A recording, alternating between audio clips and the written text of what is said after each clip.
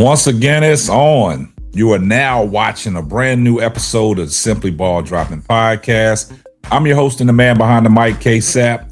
Well, guys, I'm here to tell you, it seemed like ever since Kevin Stefanski was fired from the Cleveland Browns as their head coach, all the real true feelings are now starting to circulate over the airwaves. Now, we saw a lot of things that was being said when Kevin Stefanski was the head coach and people was backing him up. Now that he's been gone, it seems like everybody has turned their back on Kevin Stefanski, and now all the true feelings have come out.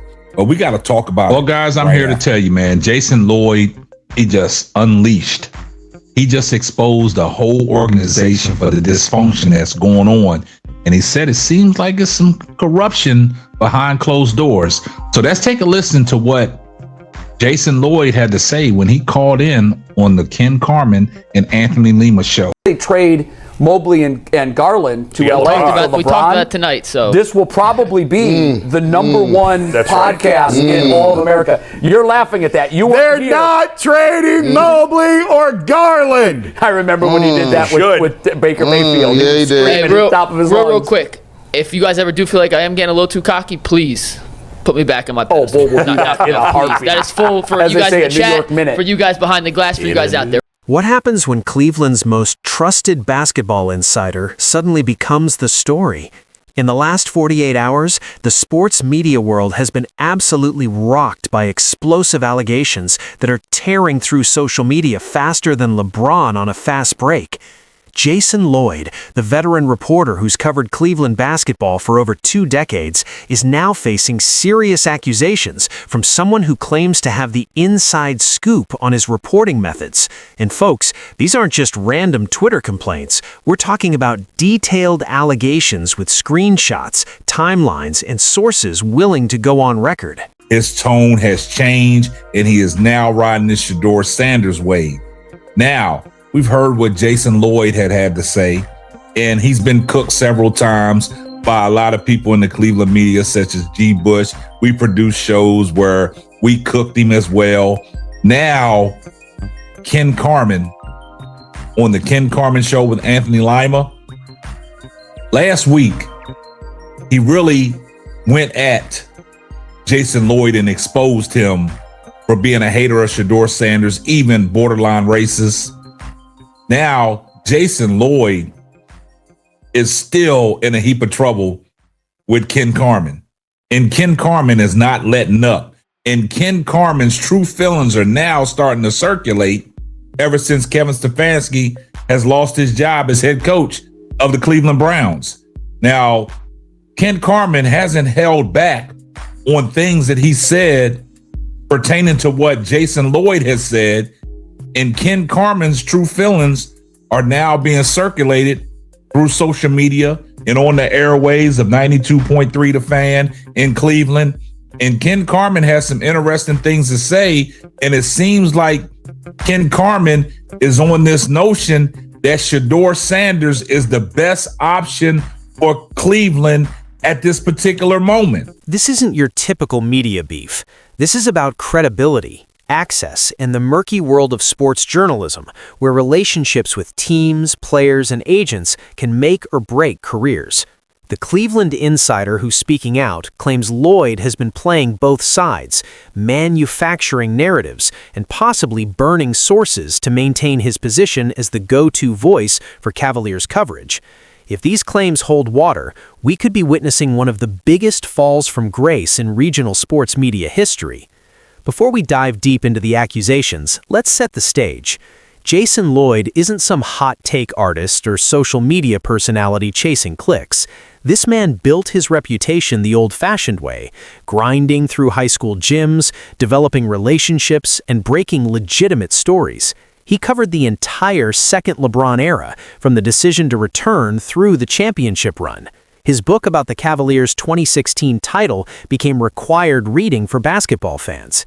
He's been inside the locker rooms, on the team planes, and had access that most reporters would sacrifice their Twitter verification for. That's what makes this situation so explosive. When someone with that kind of credibility gets called out, people pay attention. The insider making these claims isn't some anonymous burner account or disgruntled fan. According to multiple sources, this person has direct connections to the Cavaliers organization and has been feeding information to various media members for years. They're claiming Lloyd has systematically misrepresented conversations, twisted quotes to fit predetermined narratives, and most damning of all, revealed confidential source information to team executives in exchange for continued access. If proven true, these would be career-ending violations of basic journalistic ethics that every reporter learns on day one. The first major allegation centers around Lloyd's coverage of the Cavaliers' front office decisions during their rebuild phase. The insider claims Lloyd had access to confidential trade discussions, and instead of reporting them accurately, he shaped stories to protect certain executives while throwing others under the bus. Specifically, they point to coverage around the Kevin Love trade rumors that circulated for multiple seasons. The insider alleges Lloyd knew Love wanted out much earlier than he reported, but held the story to maintain his relationship with team management, who wanted to control that narrative. When Lloyd finally reported on Love's frustrations, the insider claims it was only after the team gave him permission, essentially making him a mouthpiece rather than an independent journalist. This gets even more complicated when you look at Lloyd's relationship with player agents. The sports media landscape runs on relationships, and reporters often develop close ties with agents who feed them information in exchange for favorable coverage of their clients. That's not necessarily unethical if disclosed properly, but the Cleveland Insider is alleging Lloyd crossed major lines by promising certain agents he would spin stories in specific ways if they gave him exclusive access. They point to several instances where Lloyd's coverage of contract negotiations seemed unusually favorable to specific players while being harsh on team management, correlating perfectly with which agents were feeding him information of the time. The smoking gun, according to this insider, involves text message exchanges they claim to have seen between Lloyd and a prominent agent during Colin Sexton's extension negotiations. The allegations suggest Lloyd agreed to write pieces emphasizing Sexton's value and criticizing the Cavaliers' hesitancy to offer a max contract, all while presenting this as independent analysis rather than essentially acting as a PR arm for the agent. The insider claims similar arrangements existed with other player representatives, turning Lloyd's coverage into a careful dance of favor trading rather than objective reporting. Perhaps most troubling are the allegations about source protection. Every journalist's credibility depends on their ability to protect confidential sources. It's the sacred rule that makes investigative reporting possible. The Cleveland Insider is now claiming Lloyd violated this principle multiple times by revealing source identities to team executives when it benefited his access. They describe a specific incident where a front office employee provided Lloyd with information about internal disagreements over draft strategy. When that information appeared in Lloyd's reporting, team management launched an investigation to find the leak. According to the insider, Lloyd directly told executives who his source was, resulting in that employee being marginalized and eventually leaving the organization. This allegation strikes at the heart of journalistic integrity.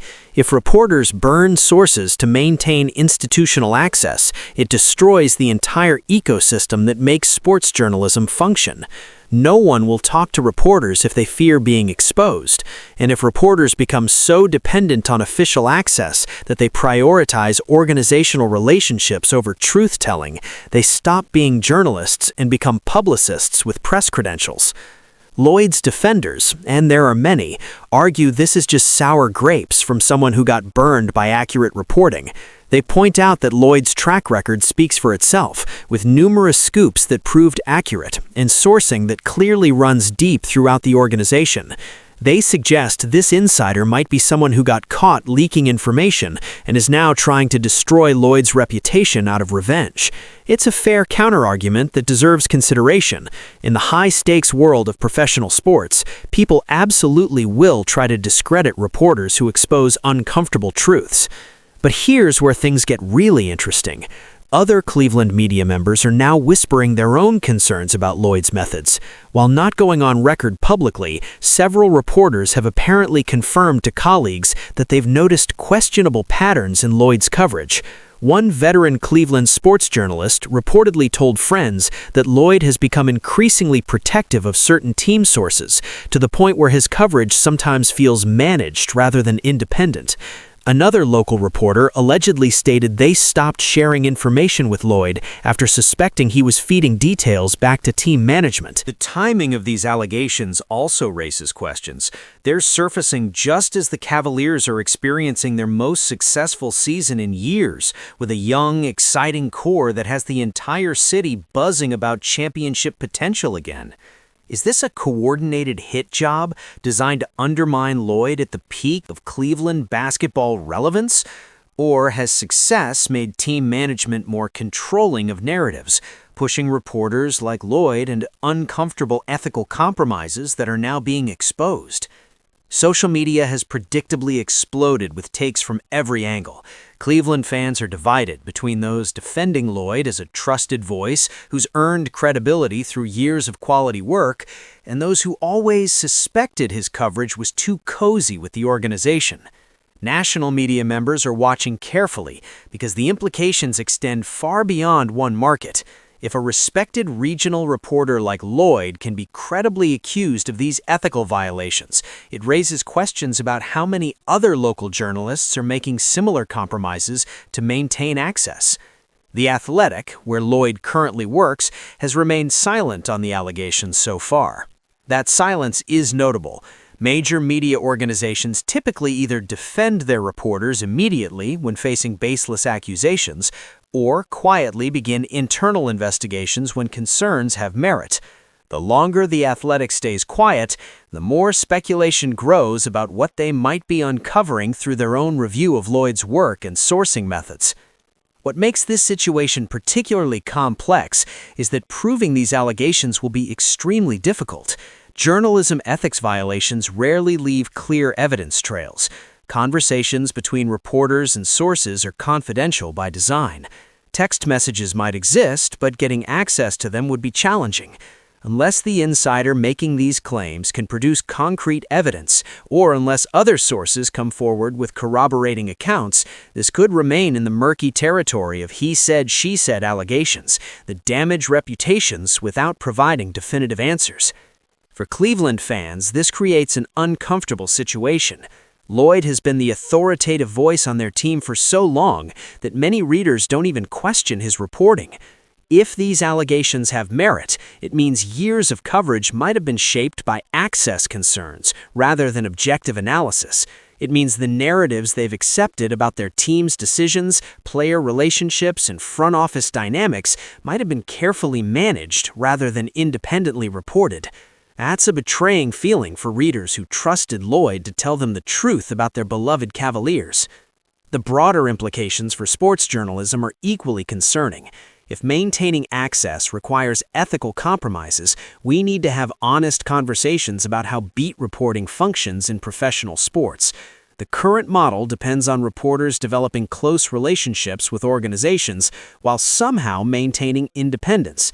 That's an inherently difficult balance, and perhaps we're seeing the inevitable consequences of a system that puts reporters in impossible positions. As this story continues developing, several key questions need answers. Will the insider making these allegations provide concrete evidence to support their claims? Will other sources come forward with corroborating information? How will the Athletic respond if they determine their reporter violated ethical standards? And perhaps most importantly, will this spark a larger conversation about journalism ethics in sports media? Right now, Jason Lloyd's reputation hangs in the balance. Years of credibility can be destroyed by proven ethical violations, but they can also be damaged by unproven allegations that linger without resolution. The Cleveland insider who fired back has put serious accusations on the table. Now we wait to see if they can back them up with evidence that moves this from explosive allegation to confirmed scandal. The sports media world is watching, Cleveland fans are holding their breath, and Jason Lloyd's career may never be the same, regardless of how this ultimately resolves. This is the biggest Cleveland sports media story in years, and it's only just beginning.